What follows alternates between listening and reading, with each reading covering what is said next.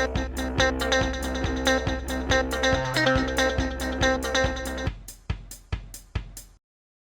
everyone, welcome to Shot Talk. I'm Angie Kellen for the eBeam initiative, and joining me today is Leo Peng. He is the Chief Product Officer at D2S, and D2S is the managing company sponsor of the eBeam initiative.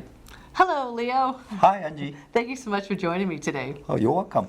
You know, I heard that Photomask Japan was a really big success between the increased attendance and the special event that the eBeam initiative had at the end. Can you give us what your key takeaways are for this year's PMJ?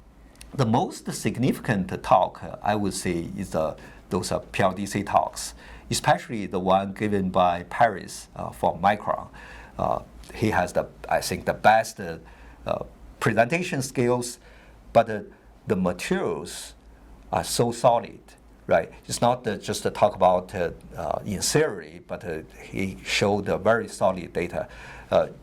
For PLDC is a pixel level dose correction. So this is one of the D2S product. So it's very innovative because this is the first time people doing the correction in the pixel domain. Because for most of the EDA companies, also the EDA software, so OPC, it's all processed in the polygon domain. But for mask correction, because mask, not just like OPC, you can change the shape, but for the multi-beam mask writer, because they're writing in pixel, if we can change the dose, we can change the dose profile. That's a much better correction than just doing the geometry correction.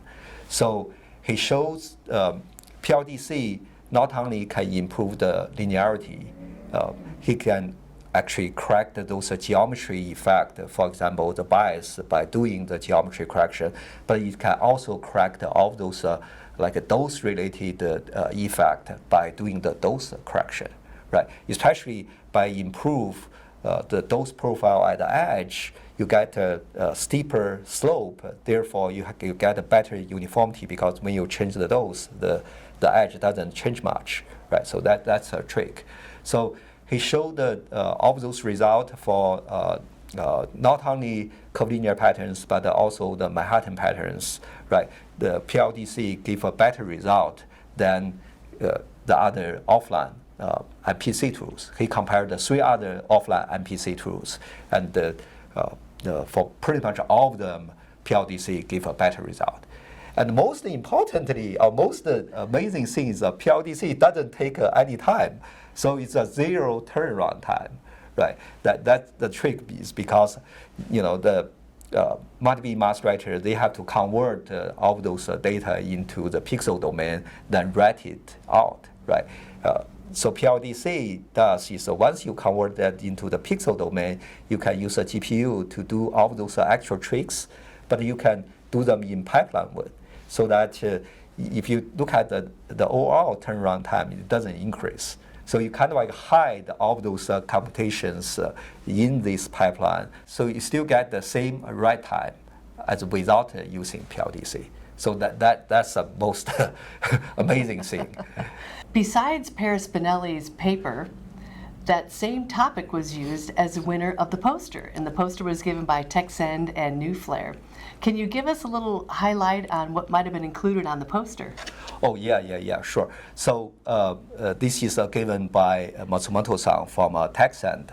Her poster is the poster like surrounded by most people. It's so crowded. So many people want to talk to her about her result.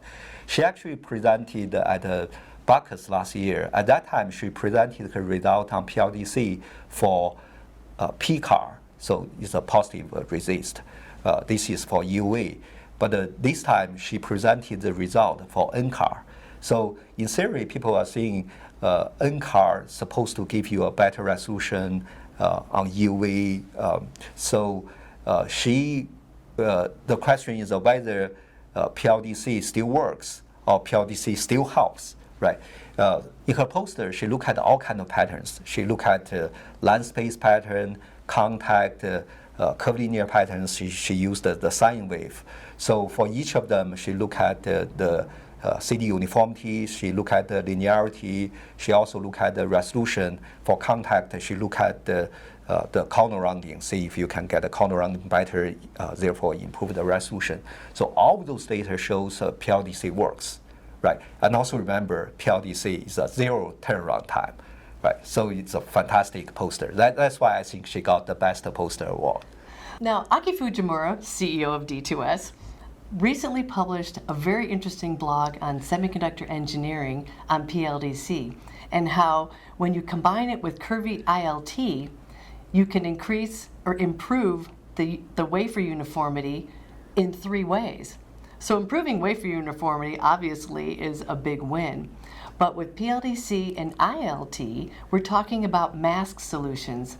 So how do they improve wafer uniformity? Yeah, so these are 3 ways. The first is if you improve the mask uniformity, that will transfer to the wafer uniformity improvement. That's exactly what Martin talked about in his keynote, right? He talked about you have to optimize all of those things, OPC, metrology. If you can improve that, it will improve your final wafer. But one missing piece is actually the mask. That's very critical. So because mask variations will transfer to the wafer variations, right? PLDC can actually improve the CD uniformity because we are enhancing the edge, so you get less variation when you have the same patterns, right? So that one will definitely transfer to the wafer improvement. And it's the easiest way. That's the first point, what Aki talked about. The second point is curvy ILT can improve the process window, like the one we presented a few years ago together with Micron. We showed by using curvilinear ILT compared to OPC, it's improved the process window by 200%, right? That's a huge, right? So that's the second point he talked about. Then the third point is very tricky. So only manufacturable shapes can actually be made with a higher fidelity on a mask.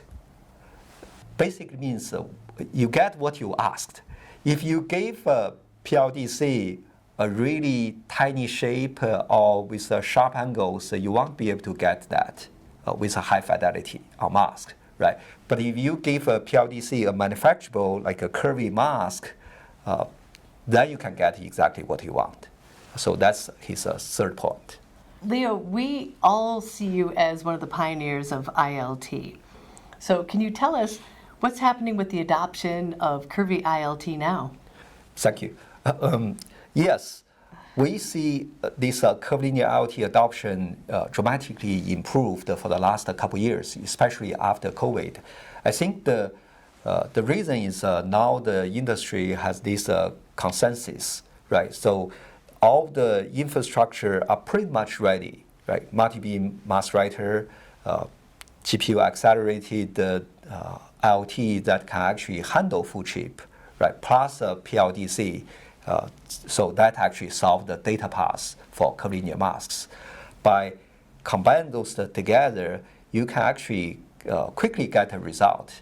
That's why I saw the adoptions not only in like a random logic, but also DRAM, but also some special applications like photonics applications. Those patterns are either curvy or they are angled. But we even see some people interested in those mature node, just by using curvilinear IoT, try to improve by half node or 1 node. That's because all of those are ready. You know, they can see the full chip result right away, right? And the runtime is about the same, cost is all the same. Why not, right? TrueMask IoT is very unique. So TrueMask IoT is the only IoT that produce only manufacturable curvilinear shapes.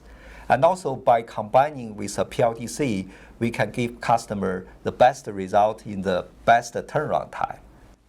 So if TrueMask ILT always outputs manufacturable curvilinear shapes, why use PLDC? Oh, that's a very good question. Remember when I talked about the PLDC not only improved the linearity, but it improved the CD uniformity. That means that the same mask, same pattern, because we enhanced the edge has a better slope, so the variation on those patterns, they are actually less than without using PLDC, right? So it's a curvilinear mask, but when you use a PLDC, you have a less variation on those curvilinear shapes. That's why combining that with PLDC, you will get the best result. PLDC works for any kind of patterns. It works with other companies' LT output. It also works for OPC. It works for Manhattan patterns. You can use a PLDC on any patterns. Well, Leo, I want to thank you so much for taking your time and sharing all of your insights with us today. You're welcome. My pleasure. Next, we're looking forward to the 2025 Luminaire Survey, which will be taking place this summer.